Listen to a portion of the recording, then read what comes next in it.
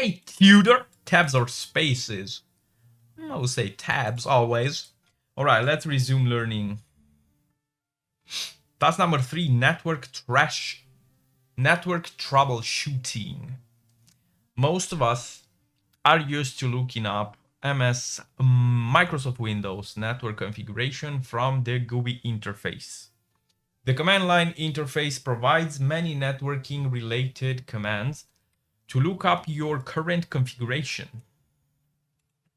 check ongoing connections, and troubleshoot networking issues. Oh, so I just realized that TryHackMe introduced this AI bot, Eco name, and I see when you highlight stuff, you can also ask Eco about it. Network configuration.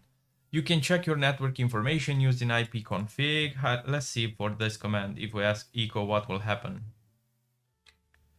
Until then, the terminal output below shows our IP address, subnet mask, and default gateway. Default gateway, subnet mask, IPv4, IPv6, and then the DNS. You can also use ipconfig /all for more information about your network configuration. As shown in the terminal below, we can view our DNS servers and confirm that DHCP is enabled. So you can see here a lot more information than you see here with /all, ipconfig /all in the terminal. All right, we see DHCP is enabled, auto configuration is also enabled. Yeah, you can read more about this. To be honest, DNS, domain name systems, is basically the protocol responsible for resolving host names. So when we see here TryHackMe underneath has an IP address, but DNS basically helps us to not type this number, just TryHackMe. Network troubleshooting. I mean, this guy takes a lot. Let's cancel it. Let's restart. This one will collapse. Oh, we'll make it float. This one will minimize. And I can type when he's thinking. Network troubleshooting. One common troubleshooting task is checking if the server can access a particular server on the internet. The command syntax is ping target name. Inspired by ping pong, we send a specific ICMP packet and listen for a response. If a response is received, we know that we can reach the target and that the target can reach us.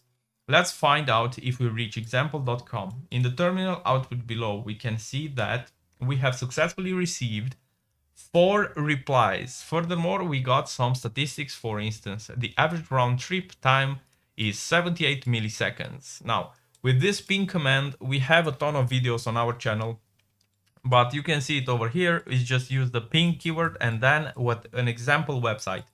Ping TryHackMe you can use, and you can see this response if you can ping the TryHackMe website. You can also limit the numbers of pings that you can do. Again, check the channel. Another valuable tool for troubleshooting is TraceRT, which stands for trace route. The command trace route target name traces the network route traverse to reach the target. Without getting into more details, it expects the route on the path to notify us if they drop a packet because its time to leave TTL has reached 0. The terminal output below shows that we passed through 15 routers before reaching our target. All right, so our target is this one. As you can see it here, trace RT, trace route, and then example.com. This one can easily be TryHackMe. So trace route, example.com, tracing route for example.com, which then in square parentheses you can see in square brackets you can see the IP of example.com. This you will see here, the IP of TryHackMe, if you use TryHackMe. So we have 15 calls, 15 let's say 15 routes. If you are thinking about, let's say, a delivery guy, these are 15 addresses until it reaches you. More networking commands. So this guy is not working. All right, we'll leave eco to rest a bit. More networking commands. One networking command worth knowing is nslookup. It looks up a host or a domain and returns its IP address. The syntax nslookup example.com will look up example.com using the default name server. However, nslookup example.com and then another IP will use the name server 1111111. The terminal below shows the output from different name servers. The results are identical, however, we can see that the answers were retrieved from different name servers. The final networking command we will cover in this room is netstat. This command displays current network connections and listening ports. A basic netstat command with no arguments will show you established connections as shown below. In this case, we only have one SSH connection. We figured it out is SSH because it bounds to port 22, the default port of SSH. Here we can see the established connection with netstat command. If you're curious about the other options, you can run netstat help, where H displays the help page. They opted for the following options. We have these options. Displays all established connections and listening ports. B shows the program associated with each listening port and established connections. O reveals the process ID, PID, process ID associated with the connection, and N uses a numerical form for addresses and port numbers. This one is a pretty useful one. We combine, actually all of them are useful. We combine these four options and execute the netstat abon command. The result is quite long. But we display the first few lines in the terminal below. It is clear now that the executable sshd.exe is responsible for listening for incoming connections on port 22 as shown in the first line.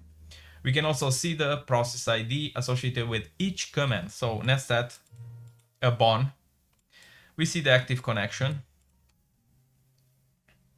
We see the active connection of SSH, LSS. What else? This one is another one, and SSH. Port 22, port 22. Established connection. We connected to that one, which is listening, and you can see some other processes listening. Answer the questions below. Which command we use to look up the server's physical address, the MAC address? If we go here, if we go over here, ipconfig all, we can see the physical address. What is the name of the service listening on port 135? So if we go to task number 1, we see the credentials to log via the SSH. So we go user at 1010, the IP of the vulnerable machine. I have to place the SSH keyword. Yes. The password is try hack me 1 2 3 exclamation point. Netstat. Actually we'll go to one help because I want to see. Oh yeah, we have the B. Okay. Netstat abon. Let's trim it for 135.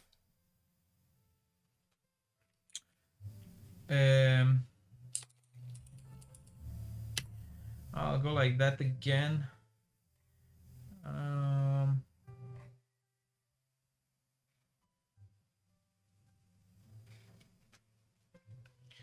As we wait, as is this one, RPCSS.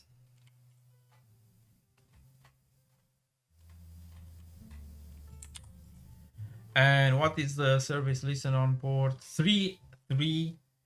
There you go, Therman service.